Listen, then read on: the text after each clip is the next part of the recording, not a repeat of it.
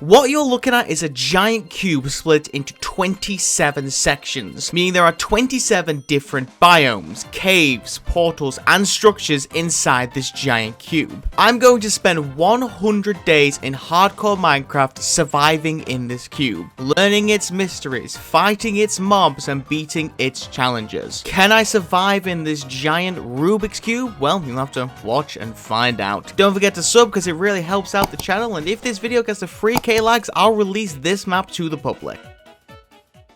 So when I spawned into this cube, I spawned in Q1, which as far as I'm aware is the center cube. This cube had a nice little plains area with a bunch of animals in it and a single tree. I luckily had a redstone torch, which I'm going to be keeping for the entirety of this 100 days. There were 2 books in the nearby area which told me I had some challenges to complete. Just a few to point out, as I have to find Philip. I need to take a leap of faith. I have to find the 15 ender keys. I have to find all 22 or 23 custom items, sure. I have to loot inside the pillager head, and of course, melons! I made all the cows I could and found myself a nice little glass section which allowed me to find a second cube. I entered that on the second day, where I found a nice little hill. Had a nice little water undertone to it as well. It looked quite nice. There was a nice little beehive.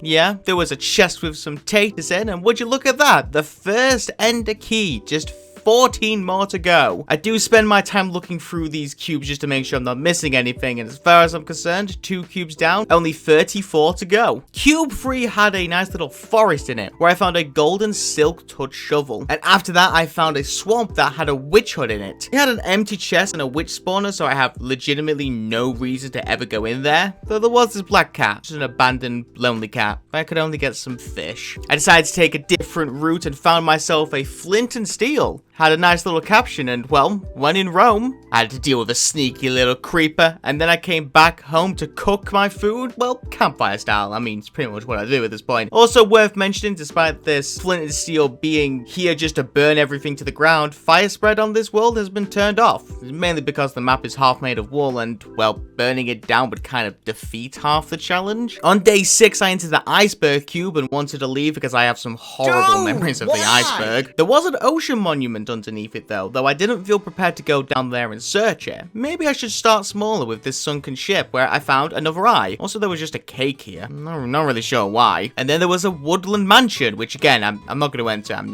never going to be ready for that. Now, originally when I entered the cube, I actually thought that I was on the top center, but it turns out I was in the middle center. And so it was on day 7 where I realized that and dug up where I found a jungle. There was also some cats here, which was kind of adorable. You know what else was here? Melons! There was an uber apple in the jungle temple there, and I was finally able to make some full iron as well. I went through a few more cubes on day 8. I found 3 more diamonds in an ocean biome. I found a bamboo jungle which had a nice little pair of... Come on, this is a terrible joke. And then on day 9, I found the mob cube where I activated Ultra Instinct. Also, this was the first cube that just didn't have anything in it. Don't know why it was here. I decided with full iron armor, it was now time for me to explore some of the monuments I found earlier. I headed back to the woodland mansion on day 10, where while searching the library, I actually found myself an enchant table. I even found myself some netherite boots, which was, well, they're going to be a little more improved than my iron boots. And whilst I was searching around as well, I found a sign, which just had the note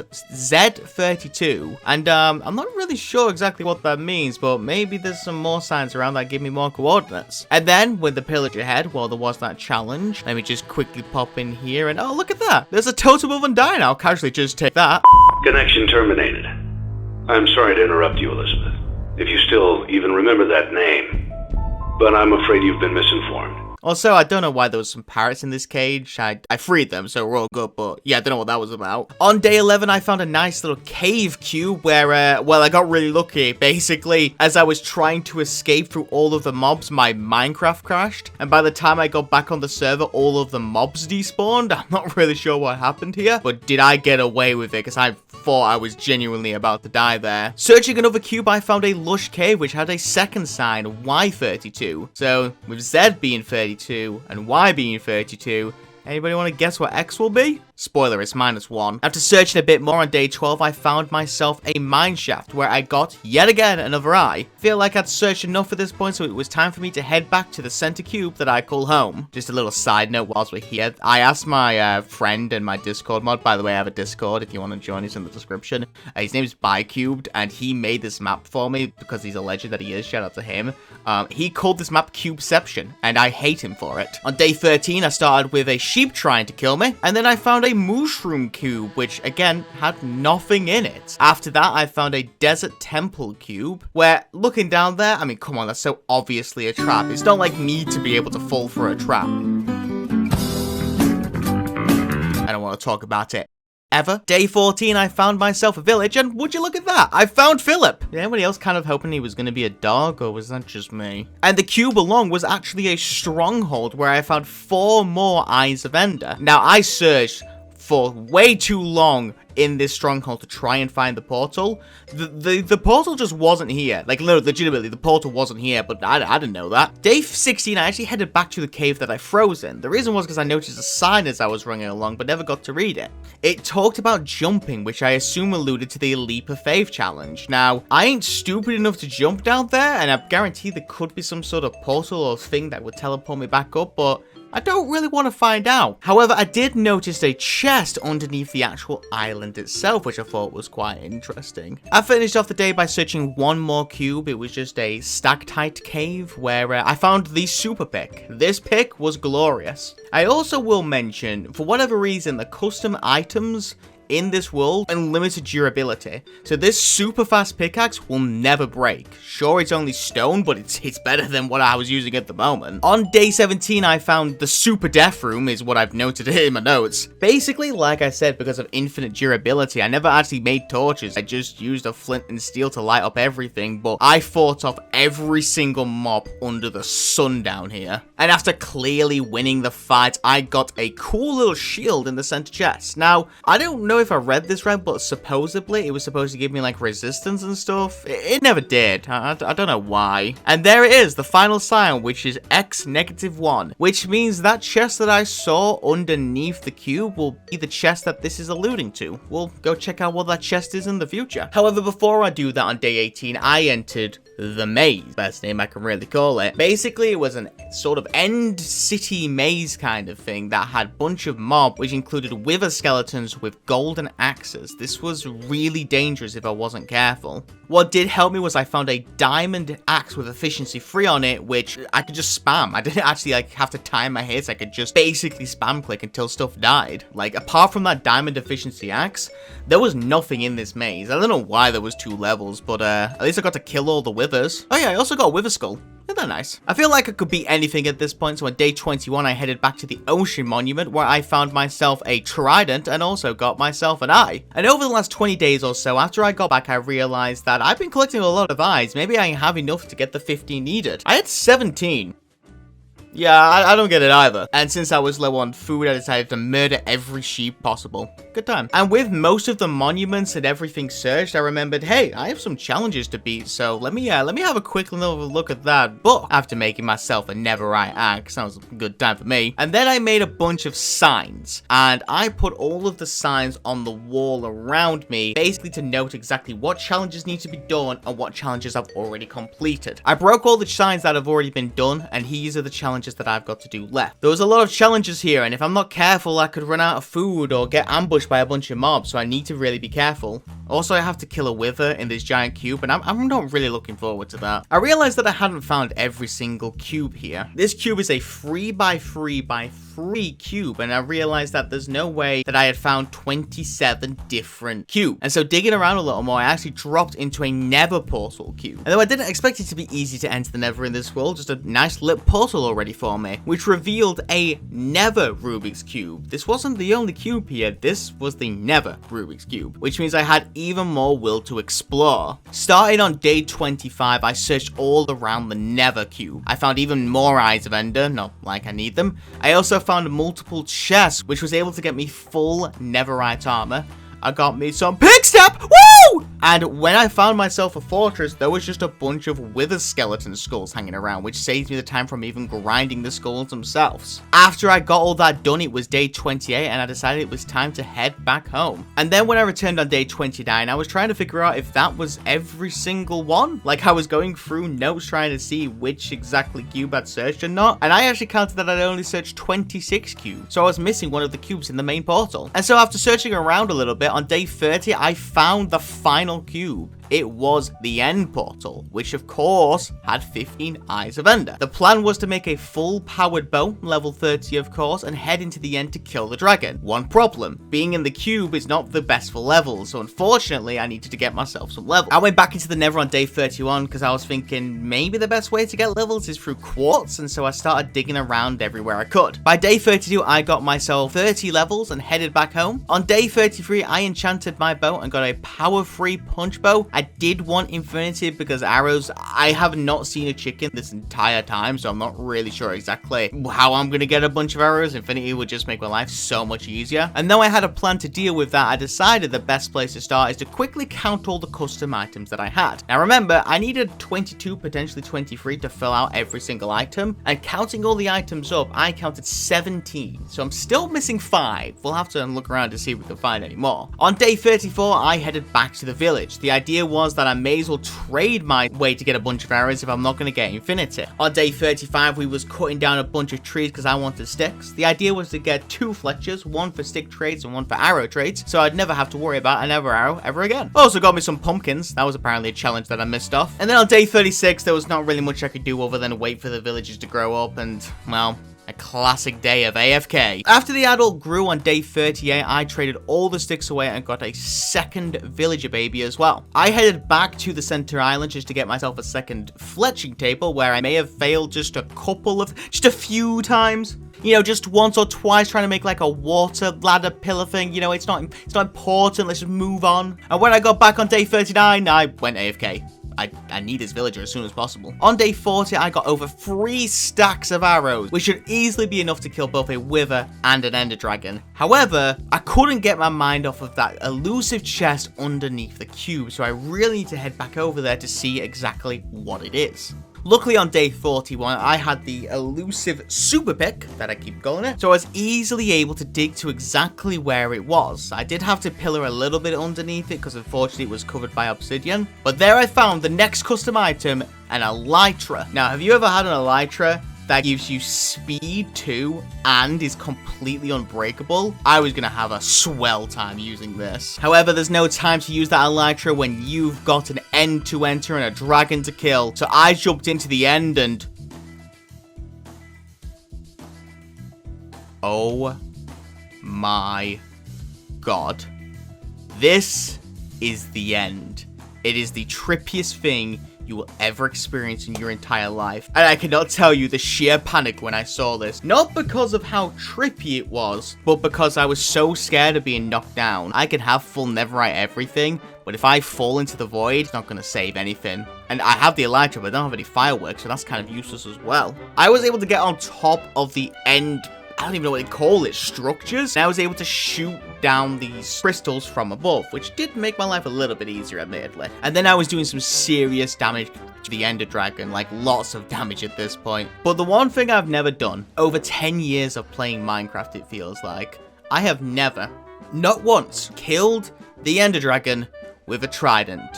And I wasn't about to pass up that opportunity right now. How many of you guys can say you killed an ender dragon with a trident? How many? Like, honestly, like, for real, how many say they could do it? Because I did. Your boy did. The sad news of this is that I didn't really get that many levels, and the ender dragon egg never spawned in either. My assumption is because of the way the map was made, they had to kill the ender dragon, build what they could, and then they had to respawn the dragon. So I wasn't going to get the massive amount of levels or the ender dragon from the actual fight itself. Unfortunate, but what can you do? Back home on day 43, I realized that there's nothing really stopping me from going on the outside of the cube. Hell, that was one of the challenges, was to fly around, and so I headed to the roof of the actual Rubik's Cube itself, where I found myself some custom fireworks. I also cleared up the snow from one of the rooftop areas, just because all the mobs that were spawning in there were getting rather annoying. They can all burn to a crisp for all I care. And on day 44, I returned to the area where I'm supposed to take a leap of faith, and well, I took a leap of faith. And there is nothing more satisfying than surviving in a world like this and just being able to fly around. This was amazing. There was a little trick to these fireworks though, because for whatever reason they would cause damage to me. I'm not sure if it was because I was going too fast with the speed. For whatever reason, I was taking a bunch of damage every time I'd use a firework. Just gotta be careful. I mean, the netherite armor tanks most of it as is. Also, if you wonder what this little yellow cube is next to the main cube, well, that is just basically where you spawn when you load into the map. However,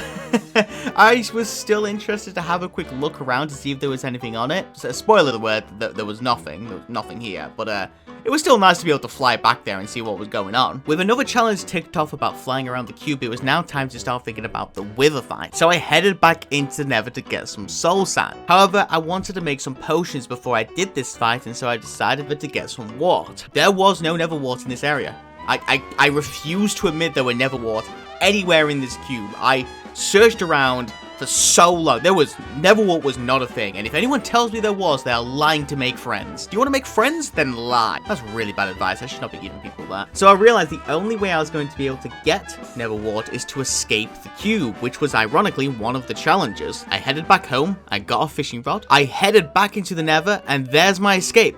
A strider. After searching around the underlayer of the nether cube, I realized my only escape was potentially going through the glowstone. Unfortunately, our map creator thought this as well, and sadly there is a bedrock wall in between the glowstone area, and so as far as I can tell, there is no way to actually get through the bedrock. I searched the obsidian pillars attaching the cube to the wall. There was no way out. I was stuck in here no matter which way I went. And so with no water, I decided I have enough golden apples, I could just take on the wither itself. And so I decided to go to the roof, I placed down the soul sand and the wither skulls, and it didn't spawn. Do you guys realize why it didn't spawn? I guarantee there's a few people that already commented why it didn't spawn. Turns out, when I grabbed soul sand, I grabbed soul soil. And, I didn't notice this until probably a minute after I tried to spawn the wither, and, oopsie daisy. And so I spent the next day on day 49 heading back to the nether to actually grab soul sand this time. Where I got back the same day, I placed the soul sand and it still didn't work. Guarantee no one can tell me why this time, because I don't know why. I took it all down, I replaced it. The wither just did not spawn. On day 50, however, I placed it in one of the cubes where he finally spawned, and after quite a simple fight, I would say, I was able to kill the wither and get myself a wither star. I knocked off the wither challenge, and I realized that there were two challenges that I completely put off. One of them was to get every sapling possible, and one of them was to get every flower possible, and so I spent the next 4 days hunting around the cube looking for every flower and every sapling. And I can say by 55, I'm fairly confident that I got every single one that I needed to. I will say this, off the top of your head, do you think you could name every single flower that was in Minecraft? Because if you can, you're a liar. And don't you be googling on the wiki thinking you're a cool guy that can name every Minecraft flower. What, you a florist? But yeah, I'm fairly confident I got every single sapling and flower that I needed to. There's 2 more challenges off the board. The next one was turtle breeding. My plan was to lead them to the sandy area and get some leads. It was a good plan. I headed to the swamp because there was actually a couple of slime spawners in the swamp, and I thought if I could kill the slimes with the string that I have, I'd be able to make myself a couple of leads, lead them over, and then we'll be good to go from there. They didn't spawn originally, so I decided to wait until the nighttime to see what's going on, and surprisingly, they still didn't spawn. I'm not exactly sure why. I don't have any slimes. I'm gonna have to come up with a plan B. And it turns out plan B should have been plan A, because apparently you can just lead turtles with seagrass. I didn't know this, and so my life was made really, really simple. However, on the 58th day, I got myself 12 turtle eggs. I got home to plant... Can you plant a turtle egg? I guess. Did you plant the turtle eggs? May have accidentally broken 1 or 2 as well. I really don't want to talk about it. On day 59, I realized that I only had 2 challenges left. One of the challenges was to capture one of every single mob, but I didn't realize this was a challenge. It may have, I may have accidentally broken a few spawners along the way, so I'm pretty sure this challenge would be impossible anyway. And so I decided to just ignore that challenge. We'll pretend that's not a thing. Which means the only challenge that I have left was to get all of the custom items. On day 60, I decided to try and fly around the cube, where I nearly fell off multiple times. I'm not good with elytras is what I've figured out. Probably best that I need to be more and more careful. After flying around the cube to see if I missed anything, there was actually a chest on the side, but it just had more fireworks, and I'm not really sure if I can count them as custom items. I then spent the next 4 days searching around even more to see if I could find any more custom items. It was actually on the 65th day that I even went to the end to have a look if there was anything in there, and apart from a really cool and trippy experience flying around, there definitely was not any custom items in here. And so if we count the fireworks, I actually had obtained 22 different custom items at this point. Now, they were technically separate fireworks, but I could not find any more custom items, and I searched every single biome, so I can happily say I had every single custom item on the map. So now what? Day 66, I decided that there's only really 1 or 2 more things for me to do, and so the first thing I decided to do was to head back to the village and trade! On 81, I finished trading, where I got myself enough emerald blocks to make a full beacon. I did have to sacrifice a couple of diamonds for a pickaxe because I remembered that my god pickaxe is only stone. Just gonna mine this obsidian here, don't mind me, guys. And then I made a full beacon on the roof. Got me that regen and that speed, it was lovely. And I realized that I was actually, again, out of things to do, and so I decided, you know what, I've already killed the wither. Let's do another 2 versus 1 wither fight. Now, in the actual nether itself, there is a spawner that has wither skeletons on it. And so I was easily able to just sit in this area and just kill them a lot. Now, I don't know if this was faster or slower than the usual, because though I'd have looting if I do it usually, there wouldn't be that many spawning around. In this case, I had an infinite supply of them spawning, probably about 5 a minute. But the point is, between 84 all the way until 90, between AFKing and murdering all the wither skeletons, I got myself 3 more skulls. Day 91, I knew I was still needing to be a bit careful even with the netherite armor, where I remembered that I had that uber apple, decided to take that into the wither fight, and then I killed a couple more sheep food, and then I cooked. Gonna give me some num-nums. Day 92, I used all the levels that I got over this time to make a super bow. Power 5, punch 2, unbreaking. This bow was going to do a lot of damage to the withers. And then the final thing I really did was on day 93, the 2 versus 1 wither fight. And it was a fight and a half. I mean, if I didn't have the uber apple, I'm not sure how well I would have done. But, hey, have you guys ever killed a wither with a trident? Because I have. And I did it in the same time as I killed the end dragon with a trident. Freaking balling over here. And, yeah, I'm not gonna lie, that was it. I ran out of stuff to do. This map was really fun and I had a lot of time in it. I just pretty much waited until day 99, where, okay, I lost my trident this day, which made me really sad. I threw it off the edge of the world. But after taking 1 more sleep, day 100. Thanks for watching, everybody.